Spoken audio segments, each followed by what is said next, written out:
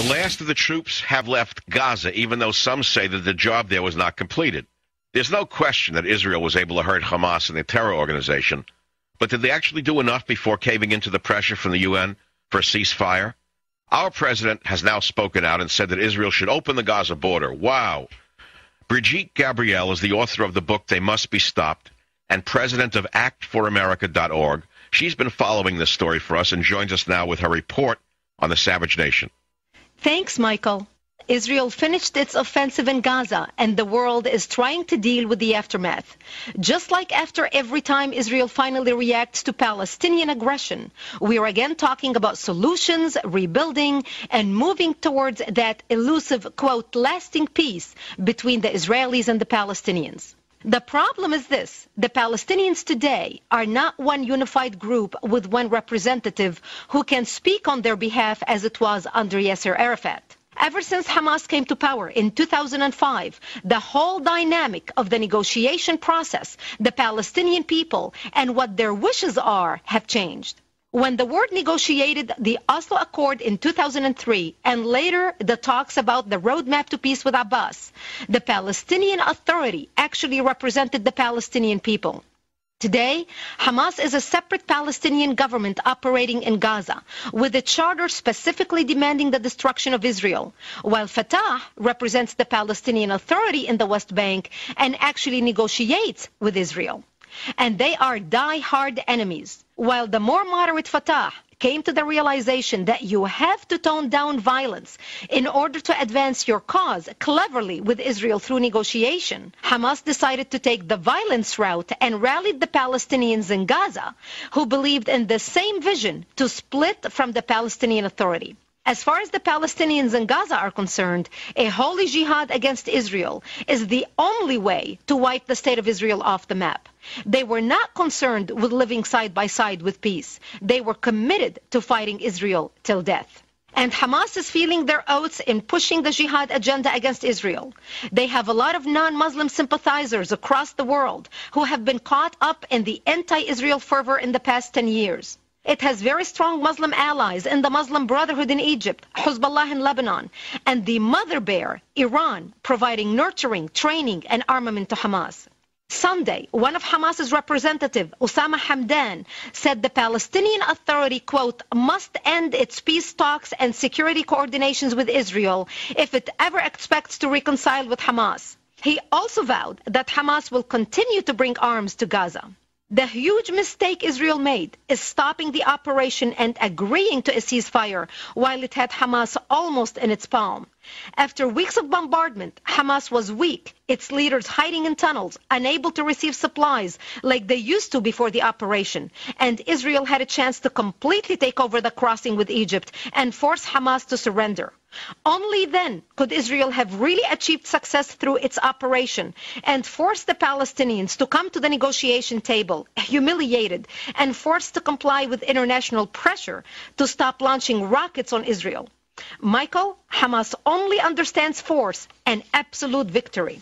Because Israel stopped short of defeating Hamas and ensuring its decapitation, it literally handed the public relation victory over to Hamas, just like it did in Lebanon after its war with Hezbollah.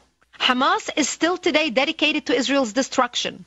Hamas has international contacts and is a part of a worldwide network of terrorists backed by a petrodollar-rich, oil-producing country, Iran, which is also on the verge of obtaining nuclear weapons. This Hamas victory against Israel now emboldens not only the variety of terrorist organizations in the Middle East and abroad, but also Iran. President Obama came out Friday urging Israel to open up the Gaza border with Egypt, allowing the Palestinians to bring in goods and commercial products. The fact that President Obama would even suggest that shows that he lacks the knowledge of the forces on the ground and the political dynamic of the different Islamic terrorist groups working together with Hamas. Even though Egypt is headed by President Mubarak, who came out forcefully, along with Saudi Arabia and Jordan, against Hamas, Egypt has no power over the Egyptian Muslim Brotherhood organization, who is working actively with Hamas in a common bond of holy jihad against the Jews. Even if Israel agreed to open the border, trusting that Egypt would work to ensure that arms would not be smuggled to Hamas from Egypt, the government policies do not represent the wishes of the people on the ground, who are members of the Muslim Brotherhood, who dig tunnels out of their homes in Egypt and send weapons to Hamas. The problem, Michael, with opening the border with Egypt for the commercial goods to rebuild Gaza, such as cement, metal, and glass, to be transported is very risky. Hamas terrorists built rockets from pipes important for a sanitation plant. Hamas still controls Gaza, and Hamas would even acquire these materials either through capturing the trucks or by intimidating the builders and resell the materials in order to build its financial war chest to buy weapons. Israeli intelligence sources also recently found in Iranian-leased ships anchored 10 miles to sea in Egyptian waters with weapons packed in waterproof containers designed to travel underwater. During the night, Iranian frogmen transport the containers and tie them to Palestinian fishing boats located closer to shore. The Palestinian boats return to Gaza, towing the containers underwater to avoid detection. The Obama administration must put in place a mechanism to ensure the control of the border before asking Israel or Egypt to open it.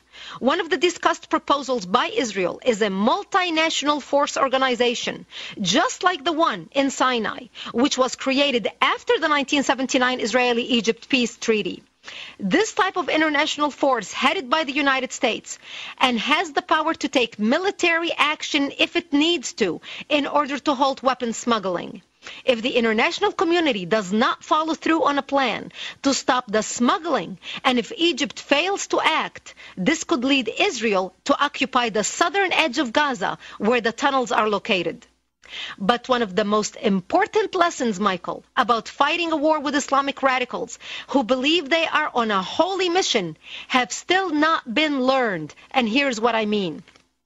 All across the Arabic world, and especially in Gaza and Lebanon, Muslims are celebrating a, quote, divine victory.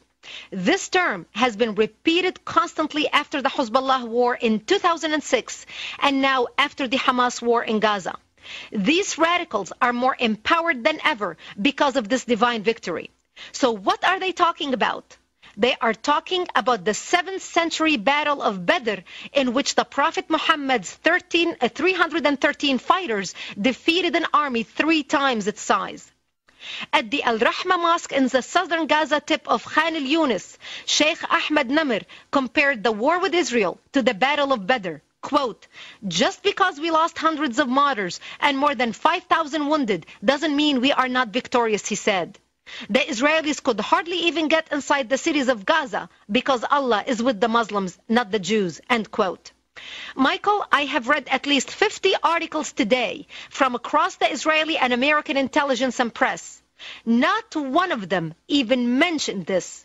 Israel's Intelligence and Terrorism Information Center called it, quote, the myth of divine victory, and continued justifying in Western words how Israel won the war by the destruction inflicted on the infrastructure of Gaza.